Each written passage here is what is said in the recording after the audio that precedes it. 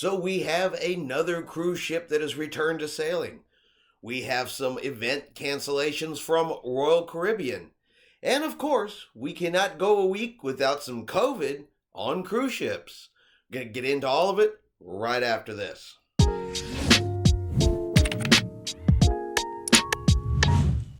Chris here with High Seas Cruising, and welcome to today's video. So yesterday, Royal Caribbean's Symphony of the Seas has set sail officially on her first 7-day Western Caribbean voyage from the port of Miami. So another cruise ship that has returned to sailing. Also with Royal Caribbean, they have had to do some cancellations of certain culinary group activities. So according to the CDC, there are certain culinary group activities that are not currently allowed on board the cruise ships. So what Royal Caribbean has done is canceled those ones that are affected by the CDC guidelines. Now those are the sprinkle time cupcake, sushi classes, and guacamole classes. Now any guests that had already booked and paid for these classes for upcoming cruises will be refunded on their original form of payment here in the next 30 days. So if you did have any culinary classes coming up or were thinking about taking any of the group culinary classes on Royal Caribbean, just know that due to some CDC regulations, those have been temporarily put on hold. And for the big story this week, that's going to be 27 positive COVID-19 cases on the Carnival Vista. Now, I'm sure everybody has probably seen something about this story already. It has been talked about for a couple of days, and it first came out a few days ago. We just didn't have any real confirmation on it until here in the last couple of days. So the Carnival Vista pulled into the port of Belize, and when they had to turn in their report for the current health conditions on board the ship, that's when it came to light that there were 27 positive cases. Now, 26 of those cases are crew members.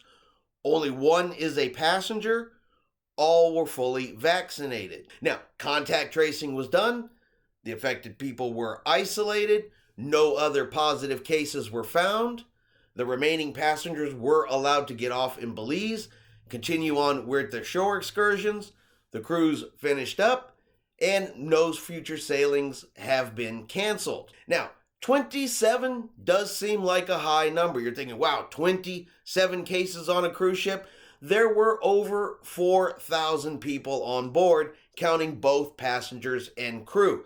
So 27 people was less than 1% of the people on board that ship tested positive. The majority of them, like I said, were crew, because the cruise lines do randomly test their crew just to keep up with it, just to make sure they're not having any COVID spread around the ship. So less than 1%.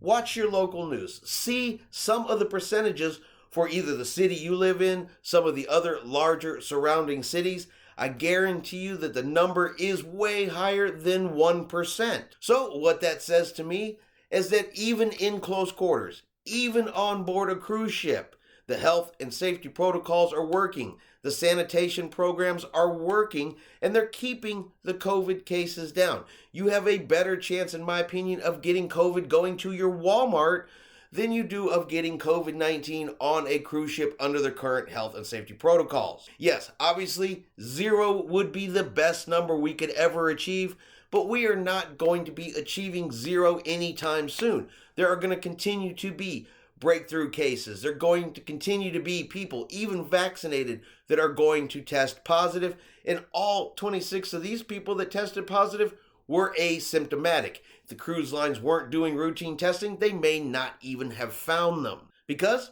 nobody was sick. So when I do see stories like this where it's talking about, 27 cases, I saw in news articles the words outbreak, epidemic, pandemic. Okay, look, less than 1% is the reality.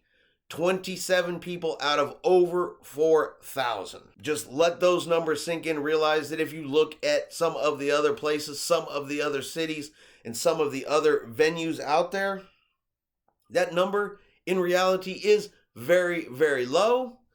and to me indicates that they are doing the right thing and is still a safe activity to participate in, because just that one number is not going to stop me from cruising anytime soon.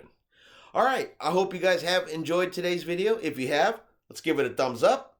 Have yourself a great day, and we will see you out on the high seas.